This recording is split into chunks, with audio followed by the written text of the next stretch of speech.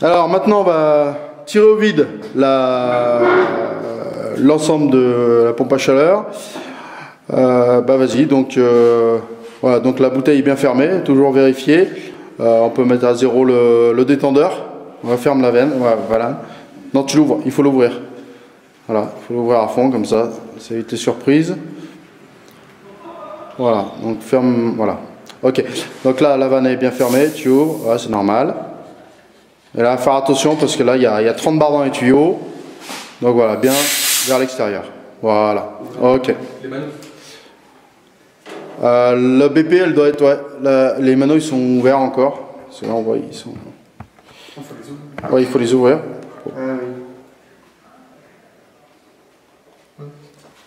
Voilà. Il est ouvert?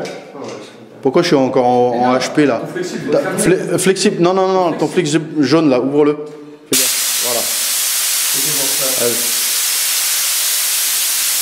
Voilà. Parce que je me disais, il n'y avait pas beaucoup de gaz dans les. Parce que sinon, la pompe là, tu l'aurais branchée, elle aurait ramassé direct là. Il y aurait plus 30 barres dans. Il était déjà ouvert. On avait dû les fermer, je pense. Ouais, je préfère. Les 30 barres, elles étaient parties vite. Ouais, mais c'était en fait que le flexible jaune qui s'est vidé. Ok.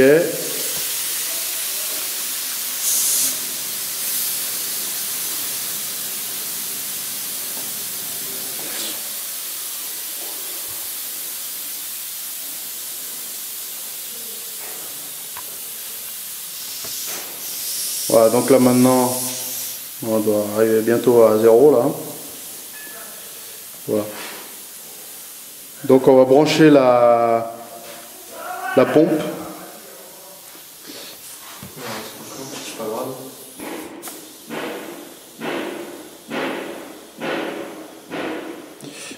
Ouais, vas-y, tu peux y aller. Tu peux brancher là.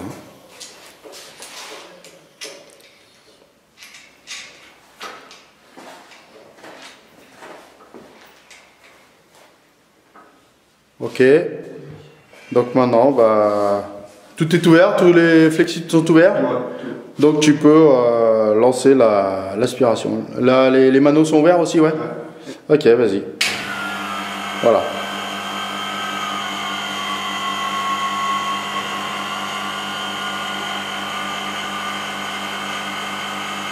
Donc là, normalement, il faudrait un vacuomètre sur la pompe pour pouvoir visualiser de façon plus précise l'aspiration des manos. Là on l'a pas, donc on fera, mais vu l'installation est très petite, on fera une petite pause et on reprendra dans 1 heure quand le vide sera fait.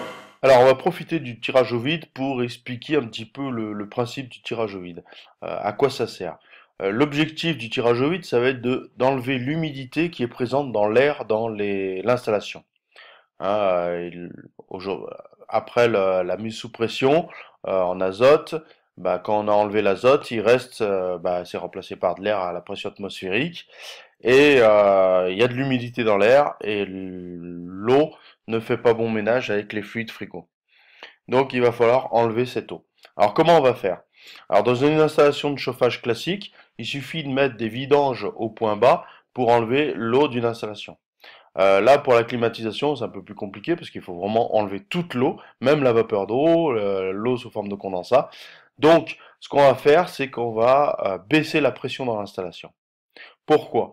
Parce qu'on s'aperçoit qu'en baissant la pression dans l'installation, eh ben, on va pouvoir baisser la température d'évaporation.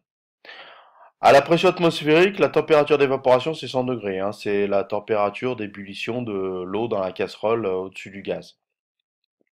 Mais si on baisse cette pression, hein, eh ben on va pouvoir baisser la température d'évaporation. Hein, si on va en haute montagne, eh ben on peut faire cuire des œufs à 80 degrés par exemple.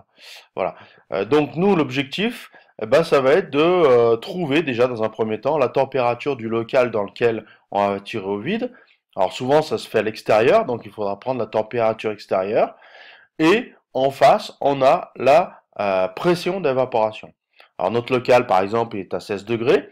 Donc la pression d'évaporation est de 18,2 millibars. C'est-à-dire que tant que la pression dans mon installation est au-dessus de 18,2 millibars, il y aura de l'eau sous forme liquide dans mes tuyauteries.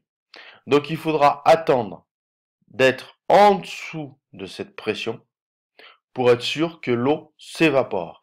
Et ensuite, eh ben, avec la pompe, c'est beaucoup plus facile d'enlever de l'eau sous forme vapeur que de l'eau sous forme liquide.